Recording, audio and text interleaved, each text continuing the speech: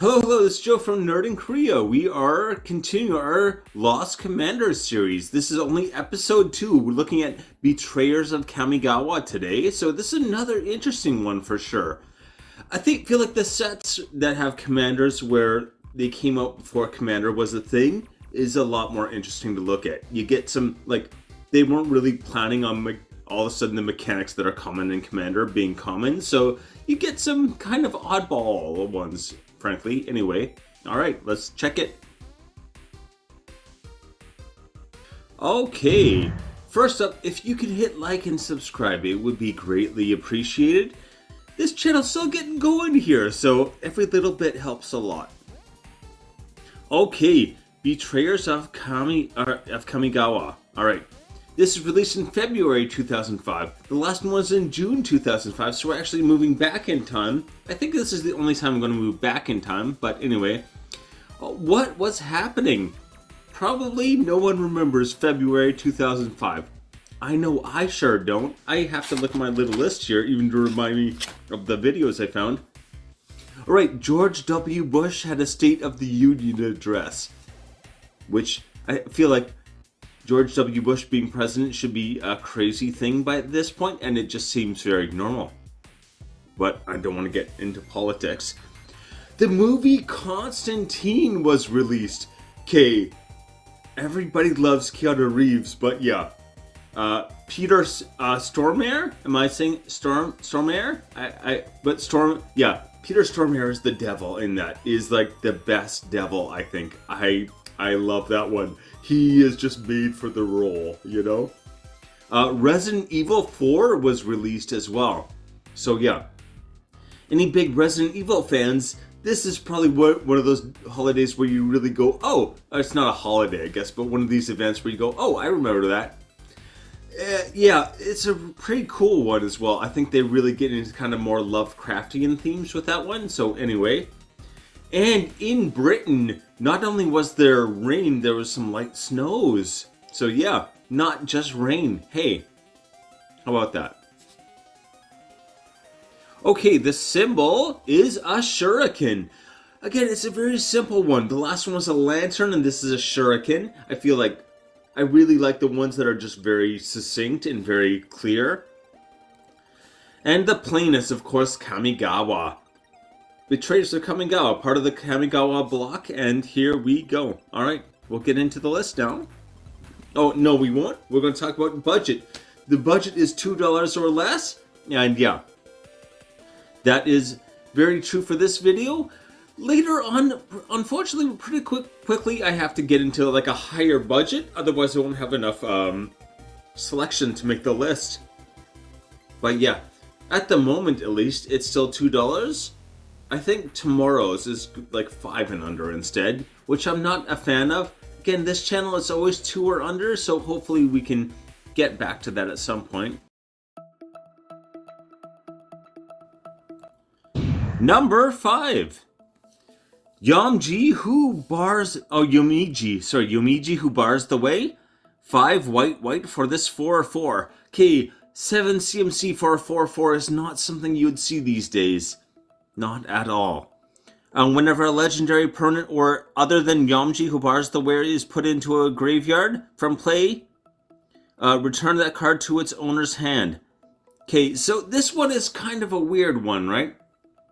Because technically, this works on everything. I actually, on first reading, didn't realize that it's going to put every legendary creature back into its owner's hand. Yeah, it's every legendary creature on the battlefield. So this is a really weird one, right? For any kind of like recursion deck or something, it might be really good against that because they're going to end up having things back in their hand instead of their graveyard. Also, I compare this to like Rayan or something like that, but Rayan returns your legendaries to your hand at the end of turn. This just does it automatically right away. So there's a lot of ways that you can take advantage of this. Like technically, maybe you could say it does help other people as well, but you're going to be able to like plan for this. You're going to have, you know, your like entering triggers or death triggers, and they just keep going over and over and over. So you're going to get the most value out of this by a long shot.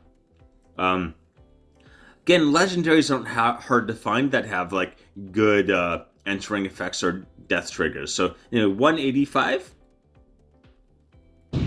Number 4, Heartless Hidetsugu? I don't know. Anyway, 3 red. This is actually a pretty popular one still, and for good reason. This is a 4/3 for 5. Once again, not something you'd see these days. But you can tap him and he deals damage equal to half that player's life total rounded down. So he's going to deal damage equal to half that player's life total rounded down. So again, if you can just like untap him even twice in a turn, he can cut down someone's hit points from 40, like in Commander you'd start with 40, down to 5. And then you just use burn for the rest. I would build this as a burn commander. Mono red loves burn as well. Anyway, 173. Number 3. Okay, Hokori. I keep reading these wrong. Hokori, Dust Drinker. 2 white for a 2/2. Once again, 4 for a 2/2. You would never see that these days. Lands don't untap during their controller's untap step. At the beginning of each player's upkeep, that player untaps a land he or she controls. So yeah, this is a stacks commander, right? These are not popular. Do not build this if your pod is not aware that you're going to... Don't just show up with this and expect everyone to be okay with it. This is very much a like... I look at it as like if you're playing against people that maybe play kind of dirty, you might build this and like get revenge on them with it. So yeah, ideally you just have a whole pile of mana rocks and stuff like that, and you can just keep like casting because you aren't relying on lands for your mana is what I would do. Anyway, 126.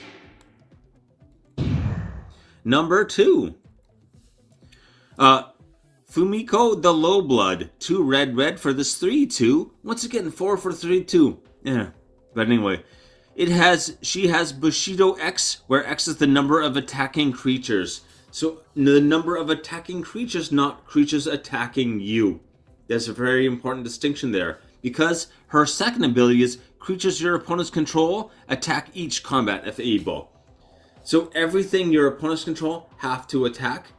This is very good. If you can give her like flying or some kind of like counter evasion, then she's going to basically scare all of your opponents into attacking someone else, because you're going to be taking out whatever their most valuable creature is with Fumiko. Also, things if you've got like Pramharmilakon, where you can force people to like limit their options of who they can attack, then this is also amazing. So yeah, there's a lot of ways to abuse this. And weigh 45 cents only. Number 1.